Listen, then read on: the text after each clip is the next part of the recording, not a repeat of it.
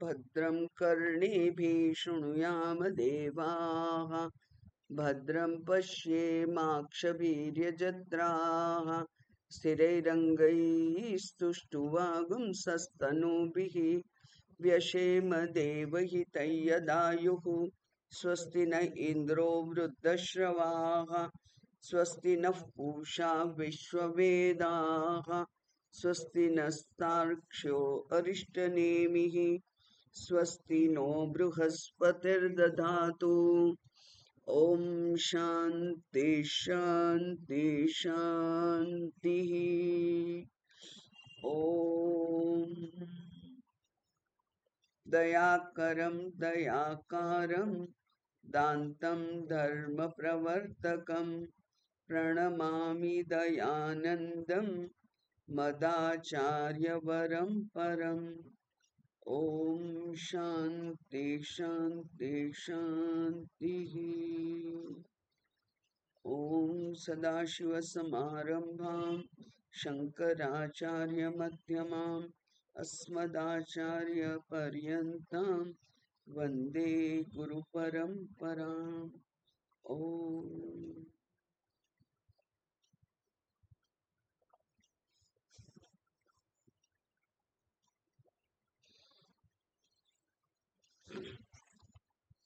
कैवल्योपनिषत्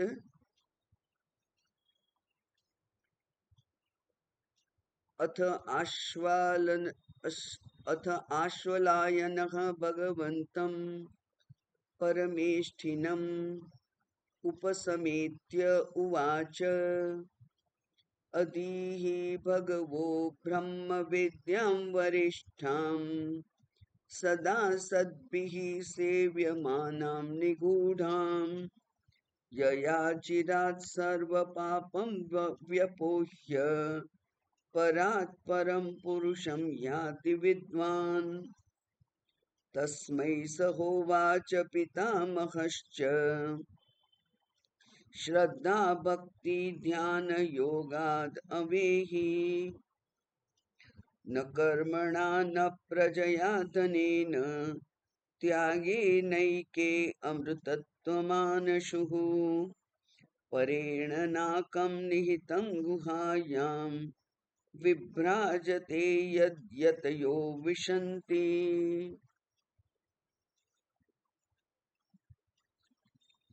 न कर्मणा न प्रजया न धनेन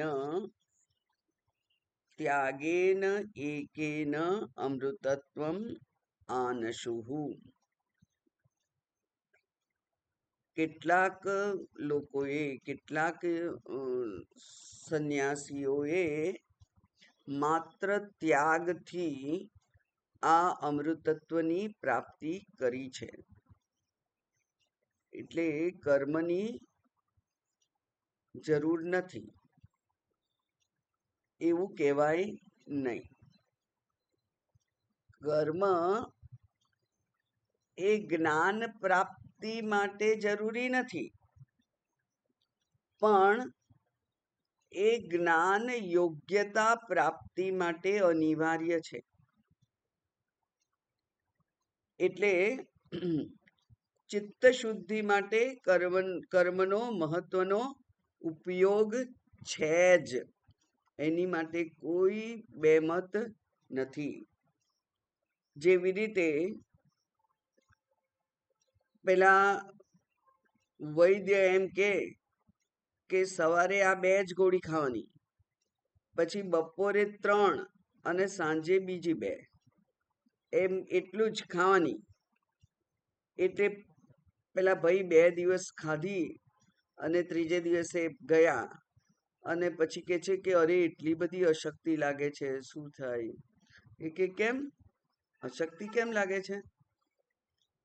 તો એણે તો 2 જ ગોળી ખાધેલી અને ખાવાનું ખાધેલું નહીં.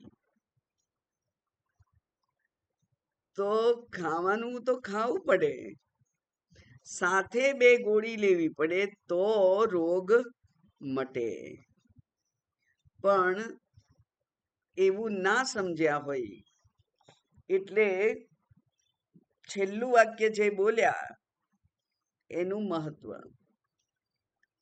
પેલા છોકરાને કહ્યું હોય પરીક્ષા આવે ત્યારે એમ કહ્યું હોય કે ભાઈ તારે ખાલી ખાવાથી પાસ નહીં થવાય. એનો અર્થ કે ખાવામાં નિયંત્રણ રાખવાનું, પણ સાથે અભ્યાસ કરવો પડે. એટલે આહાર પણ લેવો પડે, ગોળી પણ દવા પણ લેવી પડે, અને એમ કરતા સ્વાસ્થ્યની પ્રાપ્તિ થાય.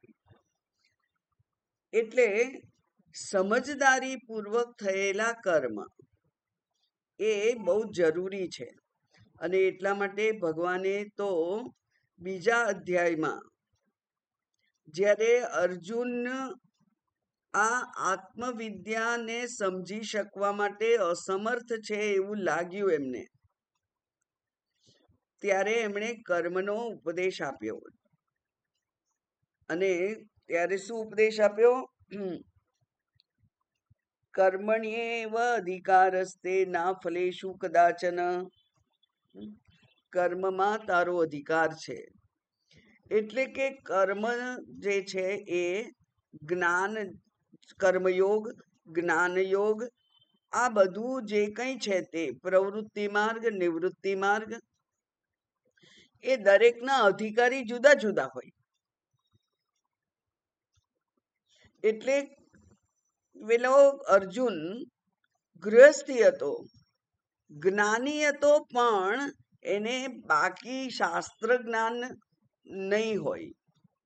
શસ્ત્ર જ્ઞાન હોય, પુરાણોનું જ્ઞાન હોય, ધર્મનું જ્ઞાન હોય, પણ અધ્યાત્મનું જ્ઞાન એને નહીં હોય. અને એટલે એ અધ્યાત્મના લેસન ભગવાને આપ્યા, એને બરાબર ના સમજી શક્યો, અને એટલે ગૂંચવાડો થયો એને. ભગવાને તો કેટલા બધા શ્લોક કયા, 12મા શ્લોકથી 25 શ્લોક સુધી તો માત્ર આત્મતત્વનું જ વિવરણ કર્યું, ઉપદેશ કર્યો, પણ એ ના સમજી શક્યો. અને ત્યાર પછી ભગવાને તો દેહ વિશે પણ, દેહની અનિત્યતાની પણ વાત કરી, તોય તે બરાબર સમજ્યો નહીં. ત્યારે ભગવાને કર્મનો ઉપદેશ આપ્યો. કર્મણ્યેવ અધિકારસ્તે મા ફલેષુ કદાચન મા કર્મ ફલ હેતુભુ મા સ્વ અકર્મણી ભવેત. એટલે કર્મ નહીં કરવાનું એવું નહીં, પણ કર્મ કેવી રીતે કરવાનું? તો એ કે છે કે કર્મયોગની બુદ્ધિથી, એટલે કે એટીટ્યુડિનલ ચેન્જ. કર્મ કરવાનું, પણ સકામ કર્મ નહીં, સ્વાર્થ માટેનું કર્મ નહીં, માત્ર મને જ કે મારા જ કુટુંબને લાભ થાય, મારા જ ગામને લાભ થાય એવું કામ નહીં કરવાનું. એટલે સકામ કર્મ ના કરાય, પણ કર્મયોગની ભાવનાથી, એટલે કે ઉદ્દેશને ભલે ધ્યાનમાં રાખ્યું હોય તો પણ ઈશ્વરાર્પણ બુદ્ધિથી કર્મ કરવાનું છે. એ ઈશ્વરાર્પણ બુદ્ધિથી કર્મ કરવાથી રાગ દ્વેષ નામની અશુદ્ધિઓ દૂર કરવામાં એ અત્યંત સહાયભૂત છે. કર્મયોગથી રાગ દ્વેષ ઉપર સાપેક્ષ નિયંત્રણ આવે છે. એ રાગ દ્વેષની અશુદ્ધિઓ દૂર કરો. રાગ દ્વેષથી કર્મ કરાય, પણ એમાં ધર્મ નો પાયો હોવો જોઈએ. એટલે અધર્મથી કર્મ કરો તો એ તો તદ્દન હીન કૃત્ય છે. પણ ધર્મને આધારભૂત બનાવી અને ધર્મ સંગત, શાસ્ત્ર સંગત, ધર્મપૂર્વકનો વ્યવહાર હોય, ન્યાયપૂર્વકનો વ્યવહાર હોય, ત્યારે વ્યક્તિગત રાગ દ્વેષ ઉપર નિયંત્રણ આવે જ છે. આ રાગ દ્વેષ છે ને, એ ભોગના જેવા જ છે. એ come as a guest, stays as a host, and then finally enslaves the person. એને ગુલામ બનાવી દે. તો મને ચા માટે રાગ છે, એટલે સવારના ઉઠી અને પહેલું કામ હોય ચા પીવાનું. તો પહેલા તો બધાને કંપની આપવા પીતા હતા, મોટા લોકો પીતા હતા, નાના છોકરાઓને ત્યારે ચા આપતા નહોતા, પણ તોય બાજુમાં બેસતા હતા, પીતા હતા, અને ધીમે ધીમે ચા પીતા થયા, અને એ ચા પછી આપણા બુદ્ધિમાં ચોંટી ગઈ, અને એટલે એ પહેલા લોકોને કંપની આપવા ચા પીધી, પછી ચા વગર ના ચાલે એટલે ચા પીધી, અને પછી તો એ ચા વગર જીવન જ બંધ થઈ જાય. એટલે કે એ રાગ અને દ્વેષ બંને એવા છે. મનની બધી લાગણીઓ એવી છે કે એના ઉપર જો વધારે ધ્યાન આપી અને એને જ અનુસરીએ તો એ લાગણીઓ આપણા ઉપર ચઢી બેસે. એ દયાની લાગણી હોય, સહાનુભૂતિની લાગણી હોય, મદદની લાગણી હોય, કે રાગ દ્વેષ હોય, કામ ક્રોધ હોય, એ બધા જ એક વખત જો તમે એને એટેન્ડ કરવા માંડો તો પછી એ આપણો સ્વભાવ બની જાય. એટલે કોઈ પણ લાગણીના ગુલામ પણ બનવું જોઈએ નહીં. એ રાગ દ્વેષ ઉપર આ કર્મયોગ કરવાથી, કર્મયોગ દ્રષ્ટિકોણથી કર્મ કરવાથી એના ઉપર નિયંત્રણ આવે છે. અને એ જે લાગણીઓના આપણે ગુલામ થઈ જઈએ છીએ એનાથી મુક્તિ જરૂરી છે. એટલે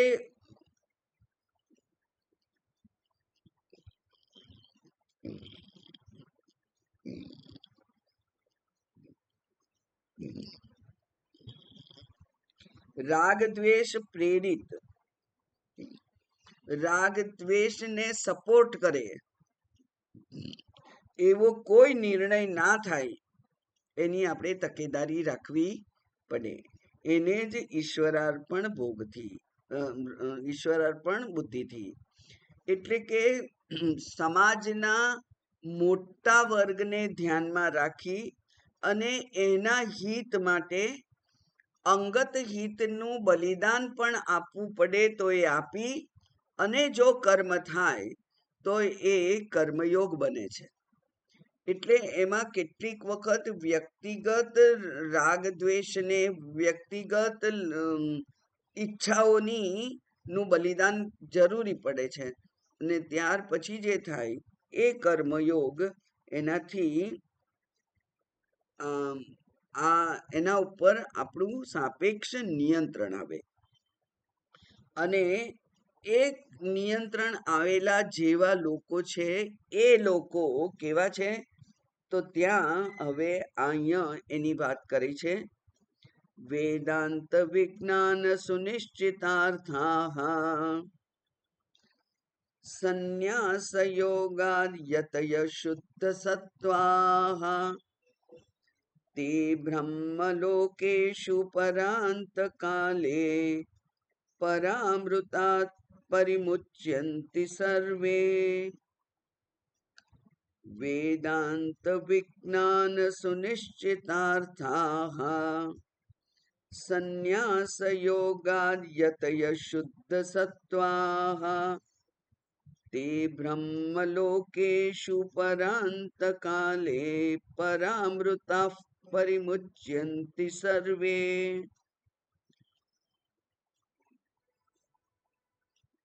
શુદ્ધ સત્વાહ એની વાત કરી હમણાં જ આપણે, બરાબર. પહેલા આખા વાક્યમાં સમાન વિભક્તિ વાળા કયા શબ્દો છે એ જોઈએ તો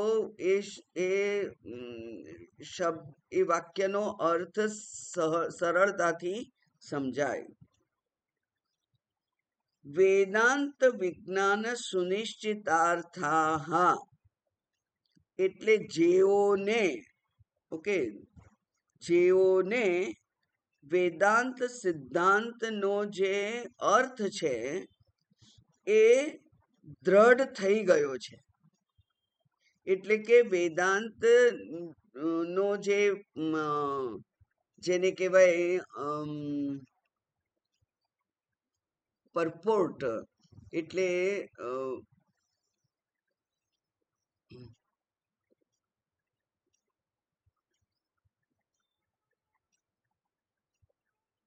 શું કહેવાય એને,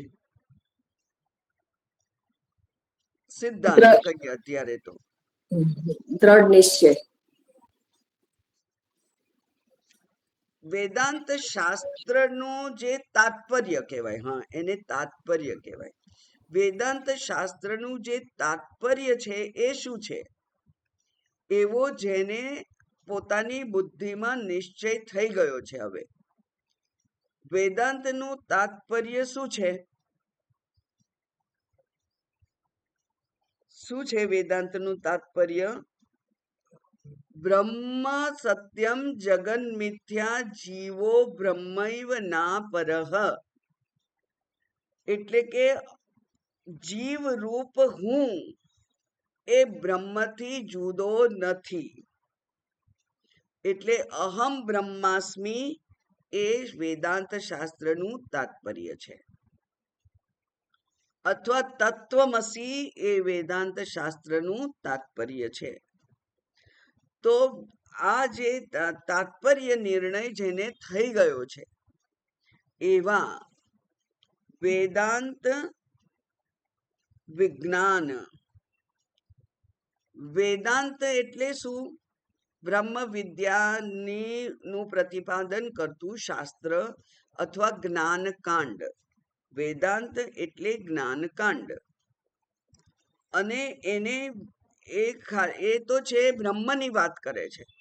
વેદાંત શાસ્ત્રનો વિષય વસ્તુ શું છે? બ્રહ્મ. પણ એ બ્રહ્મ કોઈ નથી, કોઈક બ્રહ્મ નહીં, પણ વિજ્ઞાન. વિજ્ઞાન એટલે જે પ્રત્યક્ષ રૂપે પ્રાપ્ત છે એ બ્રહ્મ. પ્રત્યક્ષ રૂપે જે પ્રાપ્ત છે, પ્રાપ્ત કરવાનો નથી, પ્રત્યક્ષ રૂપે જે પ્રાપ્ત છે. એટલે કે હું બ્રહ્મ છું જ, હું આત્મ તત્વ જ છું. એ મુખ્ય ઓળખ છે મારી. એ બ્રહ્મ તત્વએ પોતે પ્રગટ થવા માટે આ શરીરનો આધાર લીધેલો છે. શરીર મુખ્ય નથી, બ્રહ્મ તત્વ આત્મ તત્વ મુખ્ય છે. પણ આત્મ તત્વ ઉપાધિ વગર વ્યક્ત ના થઈ શકે. બરાબર ને? આત્મ તત્વ ઉપાધિ વગર વ્યક્ત થઈ શકે નહીં. એટલે કે એને જાણી શકાય નહીં. જેમ કે આકાશને જાણી શકાય નહીં. એટલા માટે આકાશને જાણવા માટે કોઈ એક દિવાલનો સહારો લઈ અને આપણે કહ્યું કે આની અંદર છે, એને કહેવાય છે ઘટાકાશ. આ રૂમની અંદર છે એને કહેવાય છે મહાકાશ. એમ ઘટાકાશ, મહાકાશ અને મઠાકાશ અને પછી મહાકાશ, એમ કરતા કરતા આપણે આકાશને વિશે કંઈક અનુમાન કરી શકીએ. બ્રહ્મ વિશે અનુમાન કરવું ના ચાલે.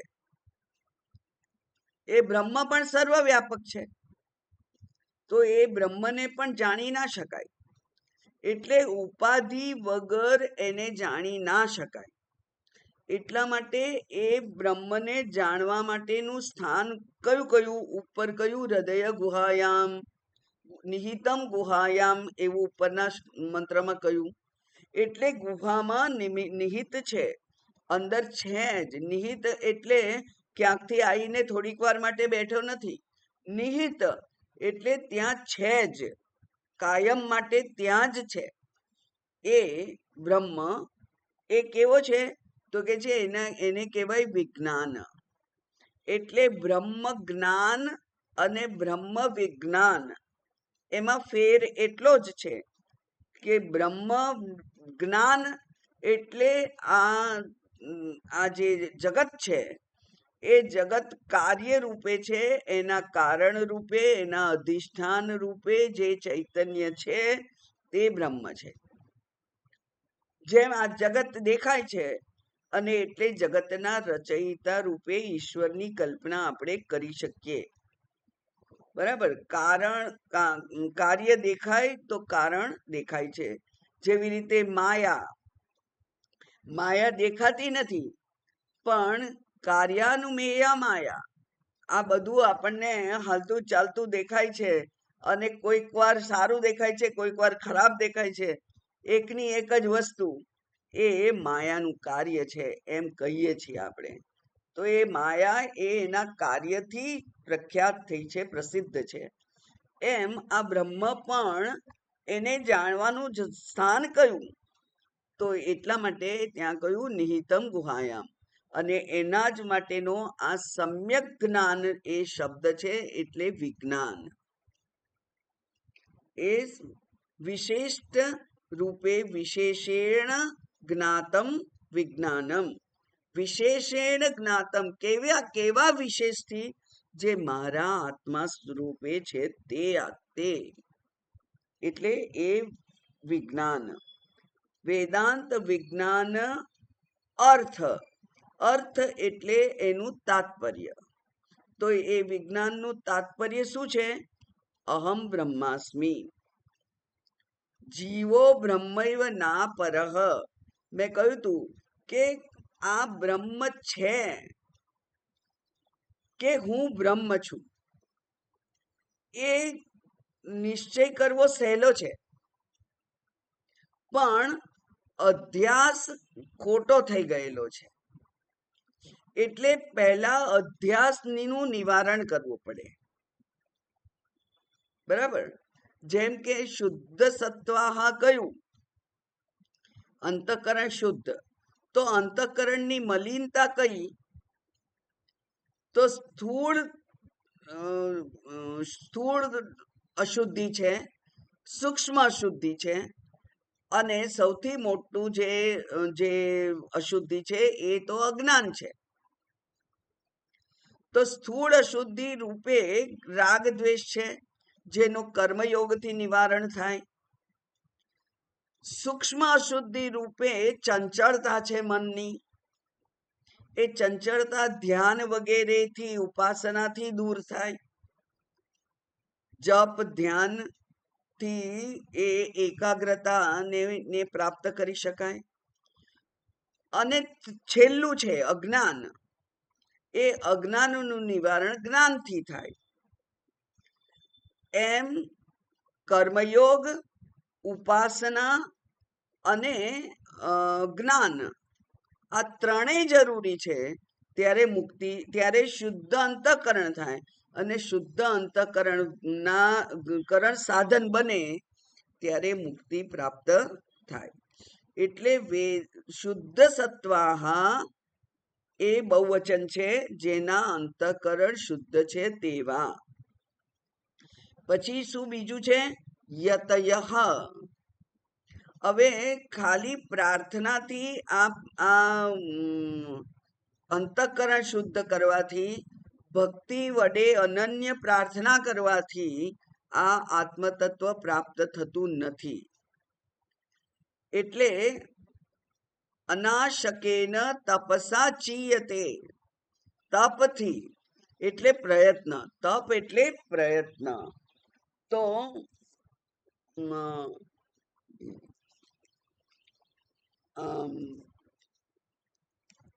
તૈત્તરીય ઉપનિષદમાં જેમ એમ કહ્યું કે આ જે બ્રહ્મ છે એ કેવો છે? તો કે છે કે અન્નમય. પછી તો ગુરુજી ના પાડે છે કે અન્નમય તો નથી, અન્યોંતર આત્મા પ્રાણમય. પછી કે પ્રાણમય તેનૈષ પૂર્ણ સવા એ પુરુષ વિધ એવ તસ્ય પુરુષ વિધતામ વગેરે વગેરે કહી અને પછી કે છે અચ્છા, પ્રાણમ દેવા અનુપ્રાણંતી મનુષ્યા પશવશ્ચયે. ત્યાં કે છે કે સતપસ્તપ્ત્વા, એને તપ કર્યું. તો તપ એટલે કયું તપ કર્યું? એને વિચારમય તપ કર્યું. એને કહ્યું અન્નમય નથી, આત્મા અન્નમય નથી. તો પછી અન્નમય નથી તો કેવો છે? વિચાર કરીને પાછો આવ્યો. પછી કે છે પ્રાણમય છે. તો પ્રાણમય પણ નથી, કારણ કે એ આત્મા પ્રાણ તો એનામાંથી ઉત્પન્ન થયેલું છે. મન અને પ્રાણ એનો તો જન્મ થયેલો છે, અને જે જન્મ થયેલો હોય એ આત્મા હોઈ શકે નહીં. એટલે પ્રાણમય નથી, મનોમય નથી, વિજ્ઞાનમય નથી. એમ કરતા કરતા એણે વિચાર કર્યો, અને એ શું કહ્યું? તો કે છે કે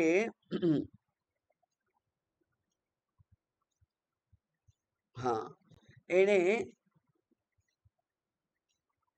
સતપસ્તપ્ત્વા, તપ કરી, અને પછી વિચારમય તપ કરી, અને એ અંતે એવા નિશ્ચય પર આવ્યો કે આ પાંચે પાંચ કોષ છે એ આત્મા નથી, પણ એ પાંચે પાંચ કોષનું જે અધિષ્ઠાન છે તે આત્મા છે. એમ વિચાર કર્યો. એટલે એમણે પણ તપ કર્યું, વિચાર કર્યો. તો યતયઃ એટલે કર્મયોગમાંથી સફળતાપૂર્વક પસાર થઈ અને જ્ઞાન યોગમાં પ્રવેશેલા એવા સંન્યાસીઓ જે પ્રયત્નશીલ છે.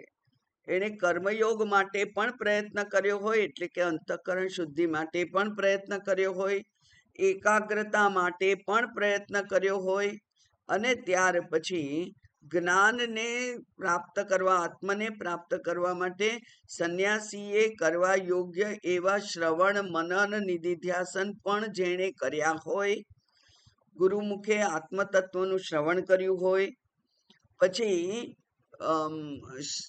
શાસ્ત્ર સંમત તર્કથી પોતાના સંશયોને દૂર કરવા માટે મનન કર્યું હોય, અને પછી જે હેબિચ્યુઅલ એરર છે, હું દેખ છું એવું અનંત કાળની જે એક ગ્રંથિ બંધાઈ ગયેલી છે, એ ગ્રંથિને તોડવા માટે હું મન નથી, હું બુદ્ધિ નથી, હું આ શરીર નથી, હું શ્રોત્રેન્દ્રિય નથી, શ્રવણેન્દ્રિય નથી, વગેરે વગેરે કરી અને પછી કે છે શિવોહમ શિવોહમ. તો એવું એણે નિધિધ્યાસન પણ કરેલું છે. એવા યતયઃ, યતયઃ એટલે યતિ, યતિ એટલે યત્નશીલ, યત્ન એટલે પ્રયત્ન, જેણે પ્રયત્ન કરેલો છે, પ્રયત્નમાં એ સફળ થયેલા છે. એવા એટલે જ્ઞાન પ્રધાન પ્રવૃત્તિ વાળું જીવન જે જીવ્યા છે તે, કર્મને બદલે વિચાર પ્રધાન, ભક્તિને બદલે વિચાર પ્રધાન એવું જે જીવન જીવ્યા, એવા એ તપ એના વડે જે એમાંથી પસાર થઈ, અને જેને એટલે શુદ્ધ સત્વાહા, પછી યતયઃ, અને જેને વેદાંત વિજ્ઞાનનો અર્થ સુનિશ્ચિત થયો છે એવા. એનો અર્થ શું થયો? કે એ બધાને જ્ઞાન થયું છે. કેવી રીતે જ્ઞાન થયું? તો એના સાધન રૂપ છે સંન્યાસ યોગાત. સંન્યાસ યોગથી સાધન થયું. સંન્યાસની નો એમણે સહારો લીધો. યોગ એટલે સંન્યાસમાં જોડાયા, એટલે કે સંન્યાસનો સહારો લીધો. સંન્યાસનો સહારો કેમ લેવો પડે? કારણ કે સંન્યાસ આશ્રમ ગ્રહણ કર્યા વગર વર્ણાશ્રમ ધર્મોમાંથી મુક્તિ મળતી નથી. એટલે વર્ણાશ્રમ ધર્મ એ બહુ જ સમય માંગી લે છે, શક્તિ માંગી લે છે. એટલે વૈદિક વર્ણ આશ્રમ વ્યવસ્થા પ્રમાણે ગૃહસ્થાશ્રમમાં તો એટલા બધા એક પછી એક કરવાની વિધિઓ છે, શાસ્ત્રએ પ્રિસ્ક્રાઇબ કરેલી, કે જેમાંથી વ્યક્તિને બીજો કોઈ ટાઈમ જ મળે નહીં. એ ભોજન કરવા 1:30-2 વાગે ફ્રી થાય. એટલી બધી એક ઉઠે ત્યારથી એક પછી એક વિધિઓ કરવાની છે, અને એ બધી એના માટે કમ્પલસરી છે. એટલે જ્યાં સુધી એ વર્ણાશ્રમ વ્યવસ્થામાંથી, ગૃહસ્થાશ્રમમાંથી, બ્રાહ્મણ વગેરે જે એના વર્ણ ધર્મો છે એમાંથી એ નિવૃત્ત ના થાય ત્યાં સુધી વિચાર પ્રધાન જીવન એ જીવી ના શકે. એટલા માટે કહ્યું કે સંન્યાસ યોગાત. જ્યારે સંન્યાસ લે છે ત્યારે એને આ બધા જ કર્મોમાંથી શાસ્ત્રીય રીતે મુક્તિ મળે છે. એટલે પછી એને કોઈ કર્મ કરવાનું રહેતું નથી, કોઈ વૈદિક કે પૌરાણિક કોઈ પણ પૂજા વિધિમાં પણ એને ભાગ લેવો પડતો નથી. વ્યવહારિક કર્મ પણ કોઈ કરવા પડતા નથી. એવા તો પછી શું કરવાનું છે? તો કે છે કે બ્રહ્મ વિદ્યાને સમજાવતા એવા પ્રતિપાદન કરતા શાસ્ત્રો, ભગવદ્ ગીતા અને ઉપનિષદો, એના દ્વારા વિવિધ પ્રક્રિયાઓ વડે આત્મતત્વનો વિચાર કરવો પડે, આત્મતત્વનું અનુસંધાન એને કરવાનું હોય, અને એના માટે આ સંન્યાસ એ અત્યંત શું કહેવાય, સહાયકારક એવી સ્થિતિ છે. એટલે હવે શ્લોક મંત્ર જોઈએ તો વેદાંત વિજ્ઞાન સુનિશ્ચિતાર્થા. વેદાંતને એટલે કે બ્રહ્મને અહમ સ્વરૂપે, વિજ્ઞાન એટલે પ્રત્યક રૂપે જ્ઞાન, એને જ વિજ્ઞાન કહેવાય. તો બ્રહ્મનું અહમ રૂપે જ્ઞાન જે છે એ વેદાંત શાસ્ત્રનું પરપોટ છે. વેદાંત શાસ્ત્રનું એ ફરી એ શબ્દ ભૂલી જઉં છું, શું તાત્પર્ય. વેદાંત શાસ્ત્રનું જે તાત્પર્ય છે એનો એમને પોતાના માટે નિર્ણય થઈ ગયો છે, કારણ કે એમણે સંન્યાસનો આધાર લીધો અને સતત પ્રયત્ન કરતા રહ્યા. પ્રયત્ન ક્યાં સુધી કરવાનો હોય?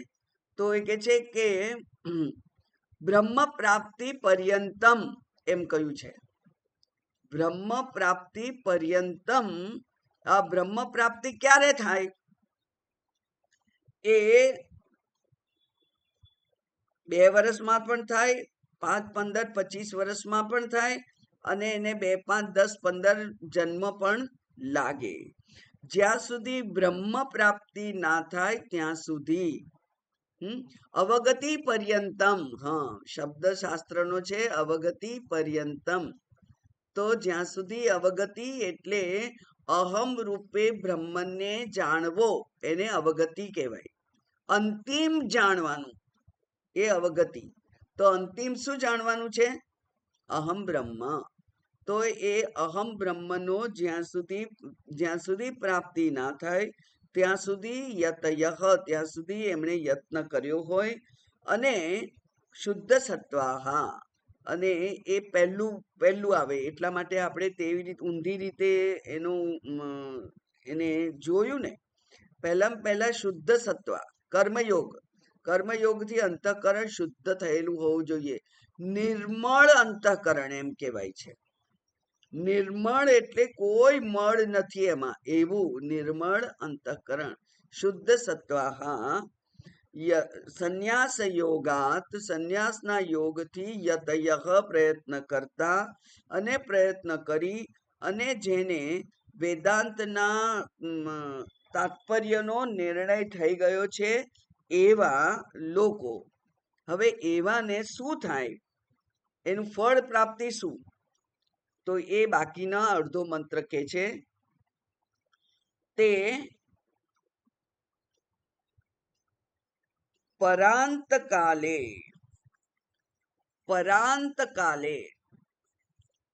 અંતકાળ. સામાન્ય રીતે આપણને આપણા જીવનનો અંતકાળ ત્યારે આવે છે જ્યારે શરીર નિશ્ચેષ્ટ થઈ જાય છે. શરીરમાં જ્યારે પ્રાણ ચૈતન્ય રહેતું નથી ત્યારે એને અંત કહેવામાં આવે છે. પણ આ તો પરમ અંત કે છે.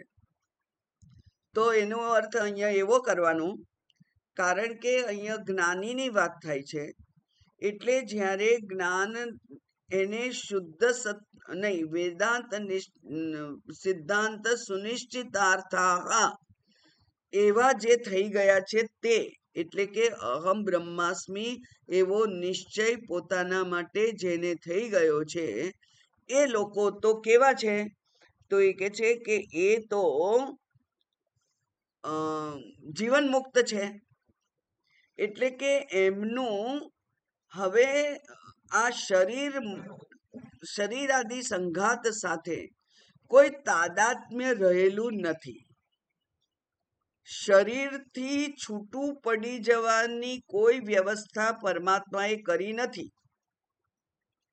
એટલે અજ્ઞાનનો નાશ થાય જ્ઞાનથી, અને એ અજ્ઞાનનો નાશ થાય ત્યારે એ વ્યક્તિ જે છે, જ્ઞાની છે, એને આ દેહાદી સંઘાત સાથેનું તાદાત્મ્ય છૂટી જાય છે.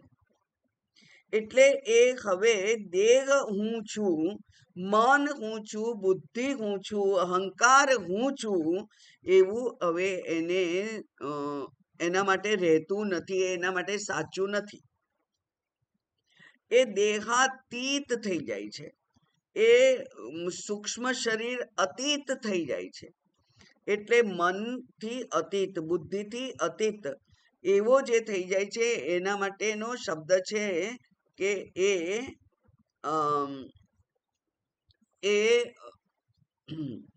કેવું થાય એને?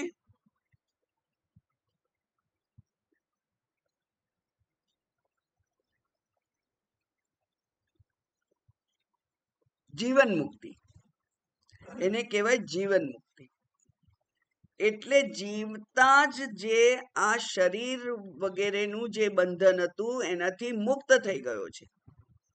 હવે એને દેહ કે મન, બુદ્ધિ એ કોઈ રીતે વિક્ષિપ્ત કરી શકતા નથી.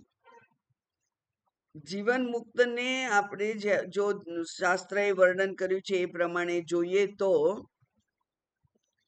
શારીરિક પીડા હોઈ શકે, પણ શારીરિક પીડા એ મને પીડા થાય છે એવો એનો ભાવ રહેતો નથી. એટલે અહમ વૃદ્ધ, અહમ યુવા એવું પણ એને અભિમાન રહેતું નથી. અહમ સ્વસ્થ, અહમ અસ્વસ્થ એવું પણ એને ભાન રહેતું નથી. એટલે શરીરની, મનની જે સ્થિતિ છે તે સ્થિતિ મારી છે એવું હવે જેને આ કનેક્શન છૂટી ગયેલું છે એ જીવન મુક્ત કહેવાય છે, અને એ જ એનો પહેલો અંત છે. પછી પ્રારબ્ધ ક્ષય થતા જ્યારે આ શરીર છે એમાંથી પણ પ્રાણ નીકળી જાય છે. તસ્ય પ્રાણાહ ઉત્ક્રામંતી, બરાબર, નતસ્ય પ્રાણાહ ઉત્ક્રામંતી અત્રૈવ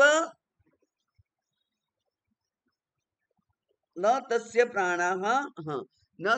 પ્રાણાહ ઉત્ક્રામંતી અત્રૈવ સમશ્નુતે. અહીંયા જ એ બધામાં ભળી જાય છે.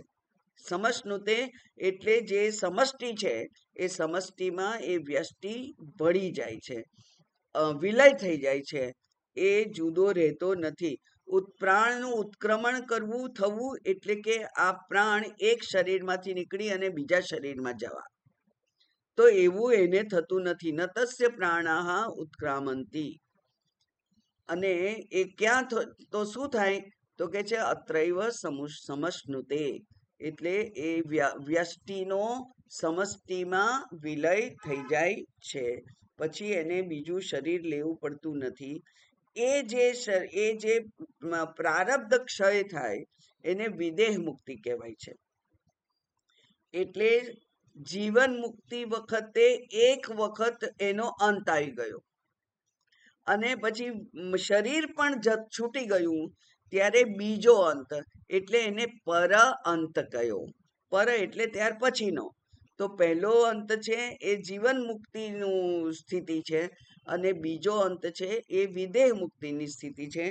તો પરાંત કાલે, એ અંતકાળે શું થાય એનું તો કે છે કે તે બ્રહ્મલોકેશુ, એ બ્રહ્મલોકમાં હોય. હવે આ બ્રહ્મલોકમાં હોય તો બ્રહ્મલોક તો પેલા ઉપર જે 7 લોક છે એમાં છેલ્લો 7 લોક છે એ બ્રહ્મલોક કહેવાય છે. તો એ બ્રહ્મલોકની વાત અહીંયા નથી કરી. બ્રહ્મમાં જ જેનું અસ્તિત્વ છે, બ્રહ્મમાં જ જેનો નિવાસ છે. હવે પોતે જુદો જીવ રૂપે રહ્યો નથી, તો એનો વાસ ક્યાં છે? બ્રહ્મમાં જ છે. તો બ્રહ્મમાં જ જેનો વાસ છે એ બ્રહ્મલોક કયો એને અહીંયા. એટલે બ્રહ્મમાં મળી જાય છે. એટલે 14 લોકમાંનો એક નહીં, પણ સામાન્ય રીતે આપણો જે આત્મા છે, જીવાત્મા, એ આ દેહના આધારિત દેહમાં રહે છે. જ્યારે એનો આત્મા જે છે બ્રહ્મ, એ બ્રહ્મ સાથે ભળી જાય છે. એટલે આ જે અંતરાત્મા છે અને સર્વાત્મા છે, એ એમ બે જુદા નથી રહેતા. આપણા માટે બે જુદા રહે છે. જ્યાં સુધી સમજાયું નથી ત્યાં સુધી બે જુદા રહે છે. પણ આત્મા અને પરમાત્મા, આત્મા સો પરમાત્મા એમ કહ્યું પણ છે શાસ્ત્રએ. તો એના માટે આત્મા સો પરમાત્મા, સહ અહમ સોહમ, એવું જેને નિશ્ચય થઈ ગયો છે એનું નિવાસ સ્થાન ક્યાં હોય? બ્રહ્મમાં. અને એટલે એને બ્રહ્મ લોકેશુ એમ કહ્યું. અને લોકેશુ એ સપ્તમી વિભક્તિ છે લોકેશન માટે, એટલા માટે બ્રહ્મ લોકેશુ કહ્યું. હવે એ બહુવચન કર્યું છે અહીંયા, કારણ કે એવા જ્ઞાની એક જ હોય એવું નથી. જ્ઞાનીઓ ઘણા પણ હોય. એટલે ઘણા બધા જ્ઞાનીઓ છે, એ બધાનું નિવાસ સ્થાન ક્યાં છે? બ્રહ્મમાં. બરાબર. એટલે તે બ્રહ્મલોકેશુ પરાંત કાલે પરામૃતાઃ ભવંતી. પર અમૃતાઃ ભવંતી, એ અમૃત, પરમ અમૃત સ્વરૂપ જે બ્રહ્મ છે એ જ બની જાય છે. એ જ છે એવું એ જાણે છે. બનવાની અહીંયા ક્રિયા નથી. છૂટા હતા અને ભેગા થઈ ગયા એવું નથી. છૂટા હતા જ નહીં, પણ હું ઈશ્વરથી જુદો છું એવી જે ગેરસમજ હતી, એ ગેરસમજ દૂર થાય છે. એટલે અંતિમ સત્ય તો એક જ છે. અજ્ઞાનને કારણે બે છે એમ માનતા હતા, પણ એ બે નથી એવું જ્યારે એ સમજે છે, એને નિશ્ચય થઈ જાય છે, ત્યારે એનું શું થાય તો એ કે છે કે એટલા માટે એ પરામૃતાઃ ભવંતી. અને પછી એમનું શું થાય તો કે છે સર્વે પરિમુચ્યંતી. અને પછી પ્રદીપ નિર્વાણવત ઘટાકાશવત ચ નિવૃત્તિમ ઉપયાંતી. અને પરિમુચ્યંતી સર્વે વિમુક્તાઃ ભવંતી. મુચ્યંતે એટલે છૂટી જાય છે. પરિમુચ્યંતી એટલે એક વખત છૂટ્યા પછી ફરી ત્યાં ભરાવાનું રહેતું નથી. જ્યારે આ જીવાત્મા છે એણે તો જ્યાં સુધી જ્ઞાન નથી થયું ત્યાં સુધી એક શરીરમાંથી બીજા શરીરમાં જવું પડે છે.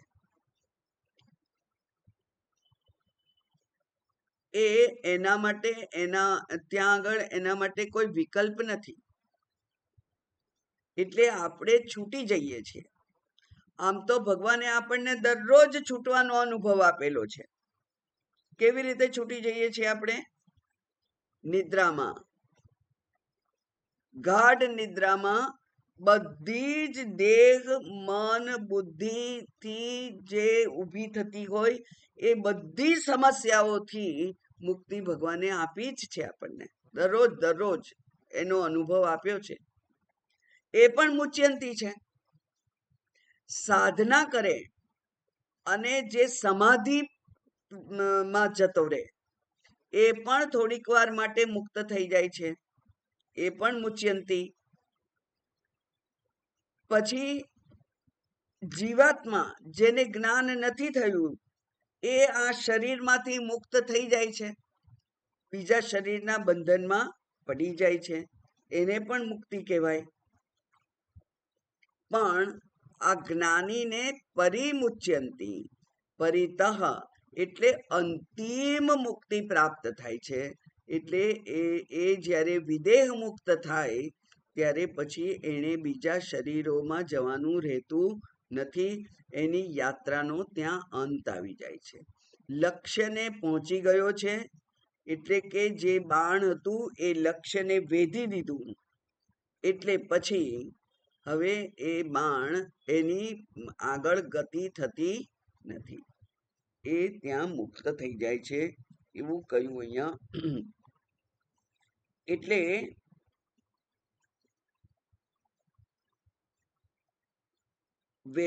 આ જે મંત્ર છે એ વેદાંત વિજ્ઞાન. પેલા સંન્યાસીને જ્યારે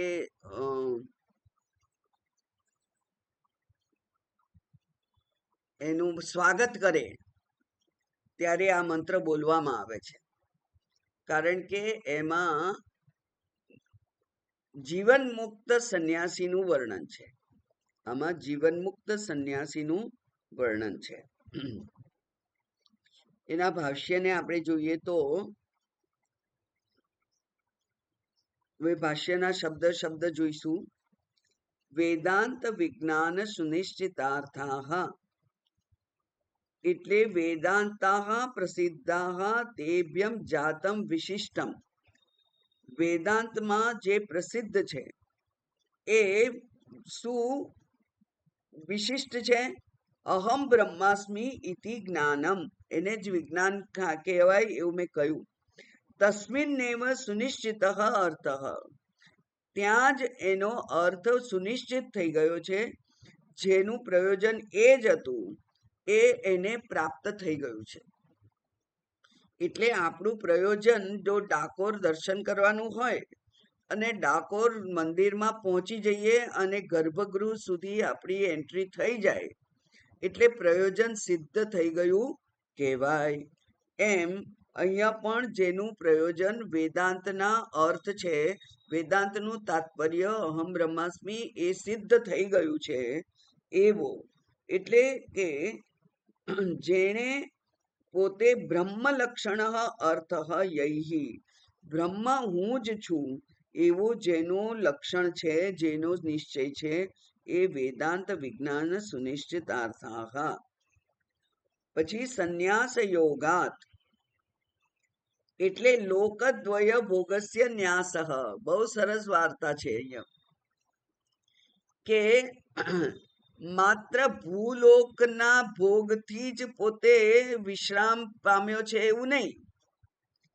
ભૂલોકના ભોગ જ એને ત્યાગી દીધા છે એવું નહીં. પણ લોકેશણા પણ ત્યાગી દીધી છે ને એને તો. અને લોકેશણાનો એક અર્થ થાય છે સ્વર્ગની ઈચ્છા. લોકેશણાનો એક અર્થ થાય છે સ્વર્ગની ઈચ્છા, હે ને?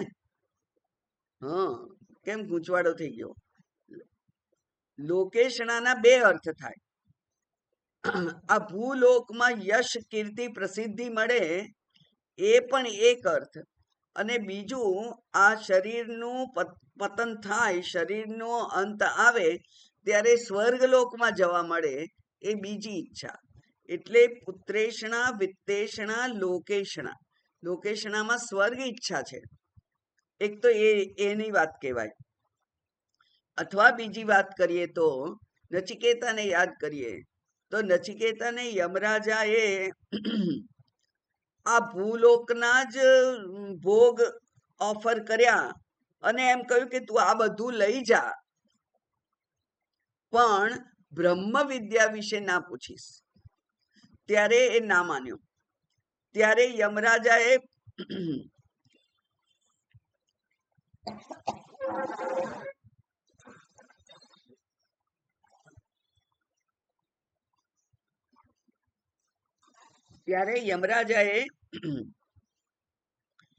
એમની જે ઓફર છે ને એ લંબાવી, એને વિસ્તાર કર્યો અને કહ્યું કે તું સ્વર્ગ લોકના ભોગ પણ ભોગવ, અને ક્યાં સુધી ભોગવ?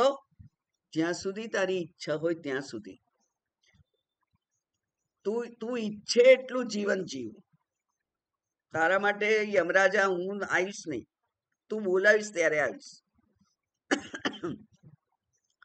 તો એવું જે કહેલું તે એટલે કે છે ભોગ દ્વય, બંને લોકદ્વય ભોગસ્ય ન્યાસઃ ત્યાગઃ સંન્યાસ. સરસ વ્યાખ્યા છે, નાની છે, યાદ રહી જાય તો બહુ સારું.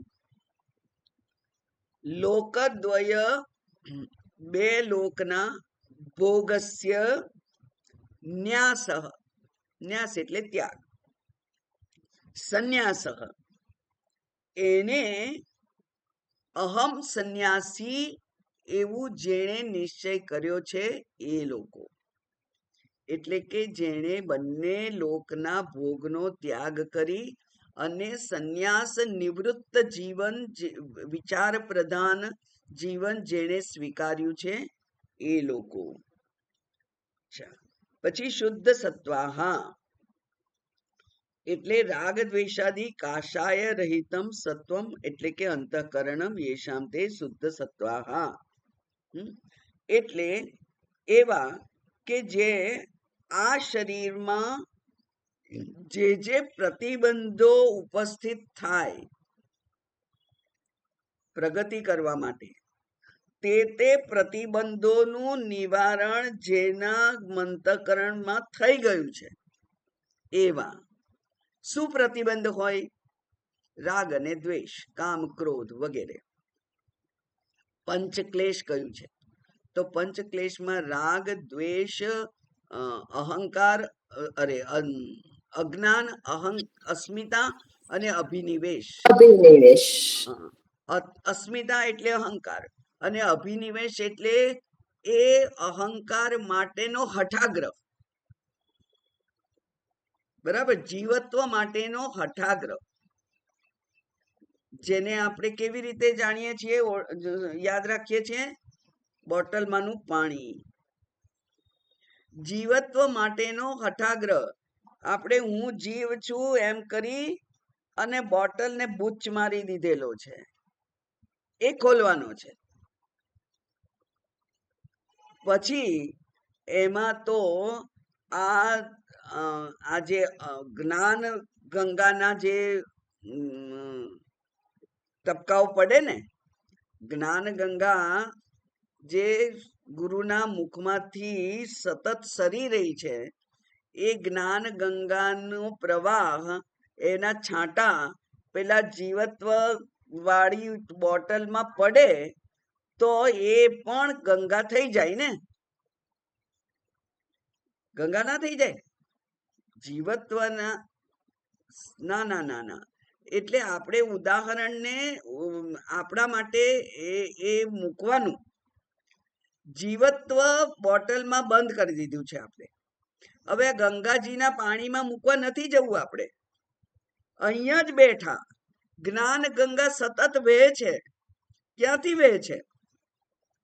ગુરુજીના મુખમાંથી શાસ્ત્ર ઉપનિષદ રૂપી જ્ઞાન ગંગાના શબ્દો જે સતત વહે છે, ત્યાં પેલી ખુલ્લી બોટલ મૂકી દઈએ એટલે એ પાણી એમાં જાય અને આ જીવત્વ એ પરમાત્મ તત્વ બની જાય, શુદ્ધ સત્વ બની જાય ને.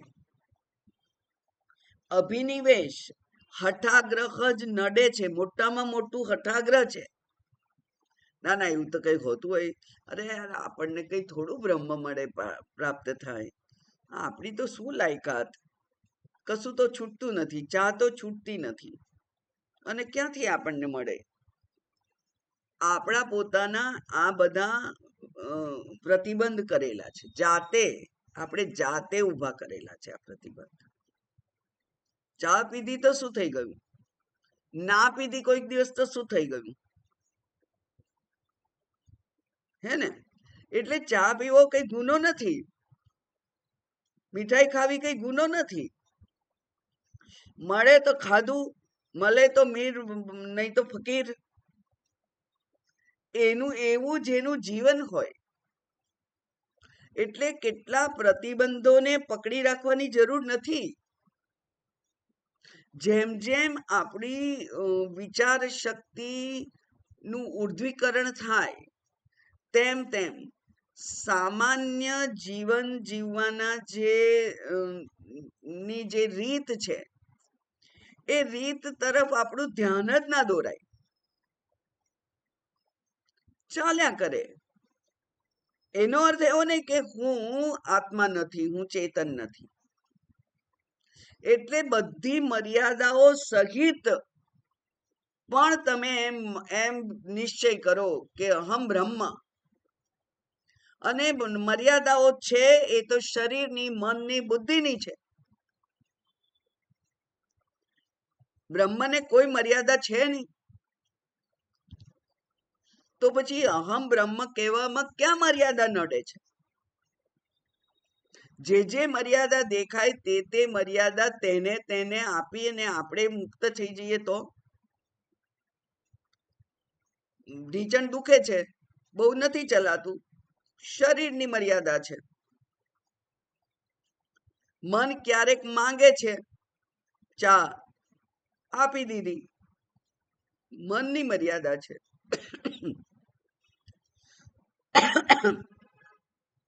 એટલે આ જે મર્યાદાઓ વાળી હું છું, એટલે મને બ્રહ્મ જ્ઞાન થાય જ નહીં, એ અભિનિવેશ છે. જીવત્વને પકડી રાખવાનો આગ્રહ છે. એમાંથી મુક્ત થઈ જવાનું. તો એ રાગ દ્વેષ શુદ્ધ સત્વાહ બ્રહ્મણઃ લોકેશુ. હવે આનો બીજો પણ અર્થ થઈ શકે.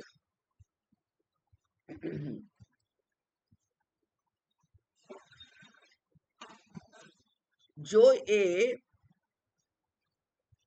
જીવન મુક્ત ના થાય તો પણ, જીવન મુક્ત ધારો કે એ અહીંયા આ શરીરમાં ના થયો તો પણ એ પરાંત કાલે, એટલે એ અહીંયાથી અર્ચિરાદી માર્ગ પર, એટલે કે ચમકતા ચળકતા માર્ગથી બ્રહ્મલોકમાં પહોંચે, અને બ્રહ્મલોકમાં બ્રહ્માજી પાસેથી અંત સમયે, મહાપ્રલય સમયે જો તત્વમસી સાંભળે અને ત્યારે એની મુક્તિ થાય તો એ મુક્તિને પણ બ્રહ્મલોકથી મુક્તિ થઈ કહેવાય. એટલે આમાં બંને અર્થ થઈ શકે. અહીંયા જો જીવન મુક્તિ ના હોય તો આ શરીર છૂટ્યા પછી પણ એની ગતિ સ્વર્ગલોકમાં ના થાય, કારણ કે એ વેદાંત શાસ્ત્રનો અધ્યયન કરે છે, એનો એ અનુયાયી છે, શિષ્ય છે. એટલે જેણે આત્મતત્વ વિશે શ્રવણ કરેલું છે, નિષ્ઠાપૂર્વક શ્રવણ કરેલું છે, તો પછી એને જે પુણ્ય પ્રાપ્ત થયો એ પુણ્યથી એની ગતિ થાય બ્રહ્મલોકમાં, અને ત્યાં કહ્યું બ્રહ્મલોકેશુ પરાંત કાલે, એટલે વચ્ચે વચ્ચે પ્રલય થયા કરે છે, પણ મહાપ્રલય થાય ત્યારે બ્રહ્માજીનું પણ લય થઈ જાય છે. એ મહાપ્રલય વખતે બ્રહ્માજી એ એને તત્વમસીનો ઉપદેશ આપે અને ત્યાં જે આવા આત્માઓ હોય એ બધાની મુક્તિ થઈ જાય, બધાને જ્ઞાન થાય અને બધાને પછી એની મુક્તિ કહેવાય, એ અંતિમ મુક્તિ થાય. તો આ બંને અર્થ અહીંયા લાગુ પાડી શકાય એમ છે. બરાબર.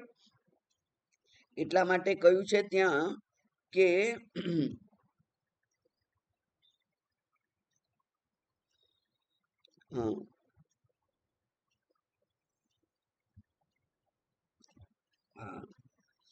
અનદ્વગાહ અદ્વસુ પારયિષ્ણવઃ ઇતિ શ્રુતિ સ્મૃતિભ્યામ દેશ પરિચ્છિન્ના હિ ગતિ સંસાર વિષયા એવ. એટલે બ્રહ્મ તુ સમસ્તત્વાત. બરાબર. ત્યાં એમ કહેલું કે અવિદ્યાદિ સંસાર બંધન અપનયમ એવ મોક્ષમ ઈચ્છંતિ બ્રહ્મવિદઃ.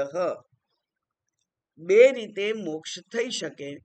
એક આ બ્રહ્મ છું એ જ્ઞાનથી મોક્ષ થાય, અને બીજું બ્રહ્મલોકમાં જઈ અને ફરીથી બ્રહ્માજી પાસેથી ઉપદેશ ગ્રહણ કરીને પણ મુક્તિ થઈ શકે. એ બંનેની અહીંયા વાત કરેલી છે. ઓમ ભદ્રમ કર્ણેભિઃ શૃણુયામ દેવાઃ ભદ્રમ પશ્યેમાક્ષભીર્યજત્રાઃ સ્થિરૈરङ्गैस्तुष्टुवागुंसस्तनूभिः व्यशेम देवहितैर्यदायुः स्वस्ति न इन्द्रो वृद्धश्रवाः स्वस्ति नः पूषा विश्ववेदाः स्वस्ति नस्तार्क्ष्यो अरिष्टनेमिः स्वस्ति नो बृहस्पतिर्दधातु. ओम शांति शांति शांति. हरिः ओम. श्री गुरुभ्यो नमः. हरिः ओम.